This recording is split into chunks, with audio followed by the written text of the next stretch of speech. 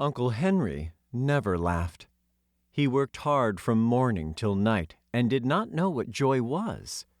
He was gray also, from his long beard to his rough boots, and he looked stern and solemn and rarely spoke. It was Toto that made Dorothy laugh and saved her from growing as gray as her other surroundings. Toto was not gray.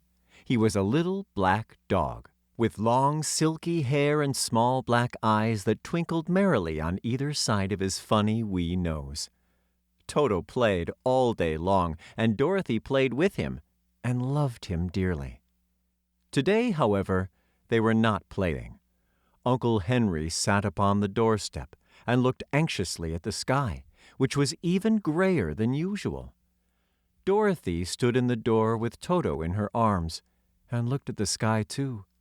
Aunt Em was washing the dishes. From the far north, they heard a low wail of the wind, and Uncle Henry and Dorothy could see where the long grass bowed in waves before the coming storm. There now came a sharp whistling in the air from the south, and as they turned their eyes that way, they saw ripples in the grass coming from that direction also. Suddenly, Uncle Henry stood up. "There's a cyclone coming, Em," he called to his wife. "I'll go look after the stock." Then he ran toward the sheds where the cows and the horses were kept.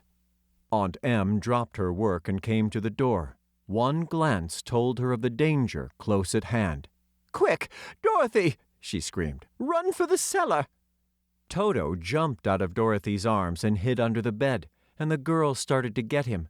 Aunt Em, badly frightened, threw open the trap door in the floor and climbed down the ladder into the small, dark hole.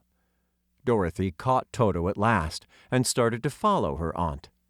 When she was halfway across the room, there came a great shriek from the wind, and the house shook so hard that she lost her footing and sat down suddenly upon the floor. Then a strange thing happened.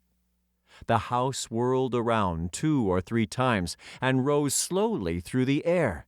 Dorothy felt as if she were going up in a balloon. The north and south winds met where the house stood and made it the exact center of the cyclone. In the middle of a cyclone, the air is generally still, but the great pressure of the wind on every side of the house raised it up higher and higher, until it was at the very top of the cyclone, and there it remained and was carried miles and miles away as easily as you could carry a feather. It was very dark, and the wind howled horribly around her, but Dorothy found she was riding quite easily. After the first few whirls around, and one other time when the house tipped badly, she felt as if she were being rocked gently, like a baby in a cradle. Toto did not like it. He ran about the room, now here, now there, barking loudly, but Dorothy sat quite still on the floor and waited to see what would happen. Once, Toto got too near the open trap door and fell in.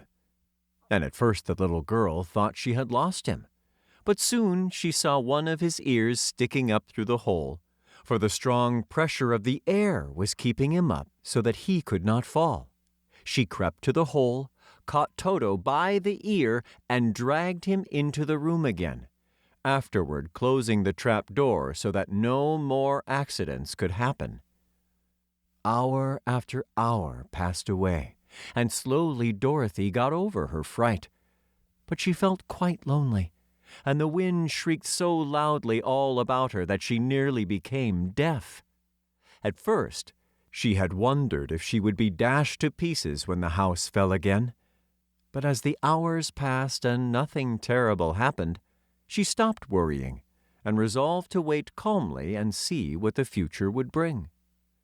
At last she crawled over the swaying floor to her bed and lay down upon it, and Toto followed and lay down beside her.